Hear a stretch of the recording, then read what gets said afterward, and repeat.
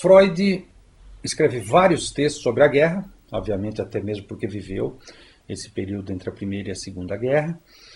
e ele escreve uma introdução a um livro chamado A Psicanálise e as Neuroses de Guerra, de 1913, na qual Freud se debruça sobre esse tema, tema que, aliás, interessava não só os psicanalistas, mas também interessava ao governo, ao Ministério da Guerra, enfim, ao Ministério do Exército, de então, né, de Viena, austríaco, mas fundamentalmente Freud se interessava em perceber um aspecto, o que haveria de psíquico naquilo que se chamava neurose de guerra, pois afinal, quando o sujeito saía do fronte e voltava para o seu seio familiar, ele aparentemente se transformava.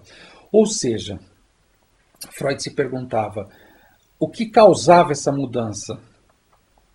Algo que de fato ocorria no fronte, na guerra, no momento da batalha, ou haveria algo de psicológico desses soldados, desses comandantes, enfim, desses participantes de uma coisa tão atroz como uma guerra, uma atividade tão humana e ao mesmo tempo tão execrável. Afinal, leva à morte, desperta o que há de pior nas pessoas. Então Freud se pergunta, inclusive há um adendo a esse texto na edição brasileira, um adendo até mais longo, inclusive, do que o próprio texto, e Freud se pergunta se os médicos de então estavam conseguindo dar conta desses fenômenos. Daí a chamada psicanálise. E nesse sentido, a psicanálise poderia ter algo a dizer ao que ocorre na guerra, ou seja, o ego, quando está tomado por algo muito forte, por algo muito avassalador, ele pode não apenas se retrair, ou ele pode se deformar, ou seja, aquilo que há de pior dentro de cada um de nós, enfim, pode vir à tona e, evidentemente, nos transformarmos em outras pessoas.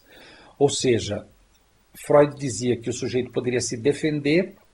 se acovardar, segundo o discurso heróico da guerra,